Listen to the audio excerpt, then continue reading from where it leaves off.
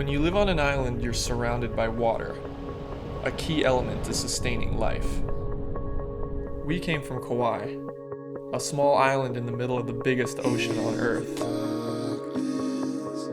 With more rainfall than any other island, clean water flows constantly, and it's easy to forget that this basic need is not a birthright. We take for granted something that doesn't exist for many people around the world. We were raised to know the meaning of aloha, to work as a team and give back to our community. As surfers, we have this in mind when we travel. We want to give something back to the people and places we visit. In June 2015, two close friends and I set out on a surf trip to Indonesia.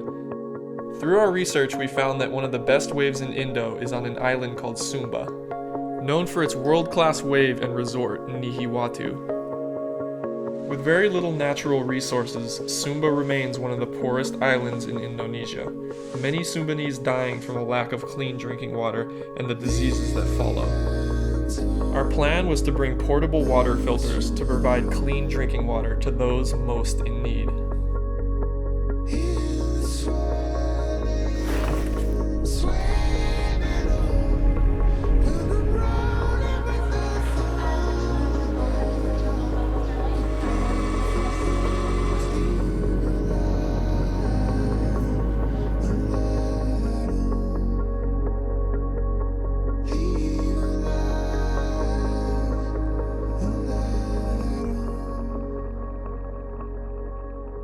When we arrived, it became apparent that the water filters we brought weren't going to work the way that we had hoped.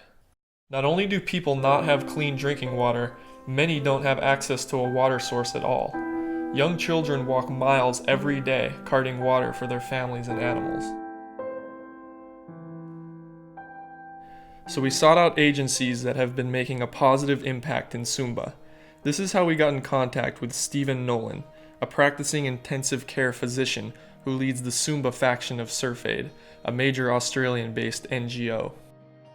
I'm Stephen Nolan, intensive care and respiratory physician, and I've been in Sumba since 2008 when I brought my son and daughter over here after Googling the top surf spots in the world. And I went over to Nihiwatu and fell in love with the people of Sumba and looked at the problems that were really affecting the quality of life and lifestyle of the Sumbanese people, which essentially became around malaria, malnutrition, and not a safe supply of water and the diseases that come thereafter. We met up with Stephen, who was accompanied by 6 medical students from Griffith University in Queensland, Australia. Stephen took us to different villages around Sumba and showed us some of the water projects that had been accomplished in the last 8 years. I want to walk around. There's 3 villages that go down the hill here. When we first got here, this water project didn't work, and so we sort of restored this water project so it would work. So you can see the big galvanised piping. So that brings water from about 5 k's away to here. And then this roof should not be open like that, because obviously if it's open, stuff can fall into the well. Stephen showed us that many of the water projects weren't being used properly. We then realized how hard it can be to help people when they don't understand the nature of their own problems. We don't want any animals within about 5 metres of that. So we want them to start to think about their water source having to be kept very clean and tidy. You might see on the right, we go and have a look at it, there's some sumps. And we're trying to get them not to use so much water and use it effectively so it doesn't pool at the front. That's just a great place for mosquitoes to breed malaria. This child here, you see the large tummy? So that's a sign of pretty significant malnutrition there. Or if I could go over and feel his tummy, maybe he's got malaria. Sumba has one of the highest occurrences of malaria in all of Asia. 1 in 5 children fall victim to this mosquito-borne illness, most of which do not recover. Last year the students had raised $6,000 and we distributed 600 to 700 nets and decreased the incidence of malaria of 400% in the area. So where we got our first taste of how hard it is to create a sustainable project on the ground in somewhere like Sumba, and how hard it is to deliver aid that really does produce sustainable behavioural change. On this current trip, the team of medical students are testing a new project, one that aims to address the growing dysentery problem plaguing Sumba. Dysentery is one of the leading causes of death in children throughout the world, including Sumba. A quarter of all children were dying under the age of 5. The way that diarrhoea gets transmitted from adult to child, from child to child, is through unclean hands and the fecal-oral route of transmission of bacteria. It's one of the simplest diseases to avoid, and that is simply by hand washing. It really is, it's that simple. So the concept was, could we do a project which could go align with or parallel to the sustainable water projects? We were looking at ways to contribute to the programs that Surf Aid Sumba had on the ground. It was more about finding an innovative way to help empower them making such an incredible change. As we've kind of looked at data and spoken to Stephen and spoken to the Surf Aid people, we've realised that you can't go in and force adults who have been so used to a way of life and go in on one trip in 1 week and change their way of thinking. And realising as well that education's only become a big thing in the island in recent years. The kids are actually more literate than the adults.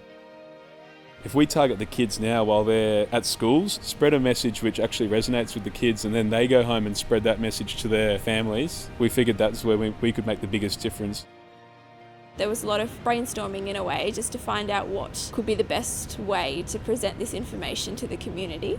So we went through ideas of like putting out songs, maybe like having pamphlets. They came up with a remarkable idea: to create a children's book using the native animals of Sumba to pass on a message of hygiene and health. This is the first time that there's been a Sumba-specific booklet to promote a message of health that anyone in Sumba can remember. I think with a book, it's a simple medium through which we can educate kids at a young age and develop those habits early so they progress into life and they share them with the people they encounter, their families, their community, and hopefully can make a difference. So obviously it's hugely important to field test any aspect of a particular program. It's imperative that it works in the context of the cultural aspects of Sumba. It's not our aim to come and change the way they think or change their culture, change their tradition. I think our aim is to preserve that and take the benefits from our society and our knowledge and teaching them to improving their culture. We visited schools in the area to help them test the book with children and to see if teachers would be willing to incorporate it in their curriculum.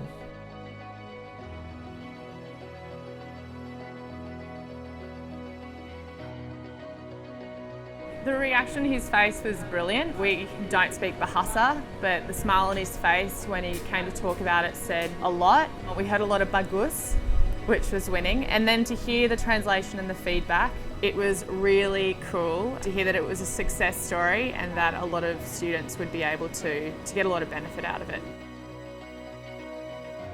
We have just finally shown the children the book that we've been working over the last year. It's been received very well. We've got the guys from Surf Aid who have developed the lesson plan, which has absolutely blown us away into how much work they've put into it. And one of the workers now is using that lesson plan to teach the kids the messages from our book. So it's really exciting to see it all go into action. The kids look like they're really enjoying it and getting into it. So this is the first step. If we can get success here, then we can start rolling it out to more and more schools. And it's really exciting to see it finally in action on the ground. It's quite unreal, it's quite unbelievable actually seeing our book being read to these Indo kids and them loving it and actually grasping the information hopefully and hopefully it will get them washing their hands and get them living healthier lifestyles.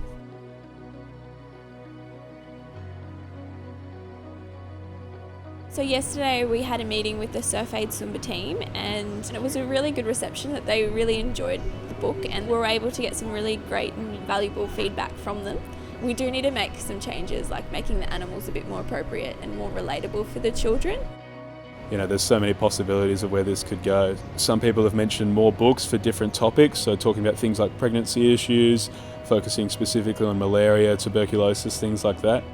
I see these tools, when developed, being a teaching aid that could complement the whole of the government of Indonesia's education program. It's not just a matter of flying over from Australia for a couple of weeks, bringing a bucket load of medical supplies, clothes or whatever it may be. Although that's well and great, you come and leave that with the people here, they might use it for a couple of weeks and then it just goes back to normal. The surfing community are very keen to help people where they go and surf. Surfers like to go places and leave clothes, like to go places and leave some medicine, perhaps even a surfboard. We get more out of that process than what the person who we're trying to help. What we really need to do as a surfing community is to understand change is only effective when you have long-term sustainable development. What I've just described as being welfare, we need to distinguish between welfare. Welfare is giving for the purpose of giving without any long-term change. Development is empowering the people, and over a series of years and generations you get long-term, effective, sustainable change. For us, seeing a brighter future for the Sumbanese people was something that the Sumba Project, alongside Surf Aid, made possible. Empowering them to make changes in their own community lies at the core of what makes this so effective. This isn't something that ends when we leave. We may just be visitors here, but we are fortunate to share the story of the people who make a real difference. Aloha.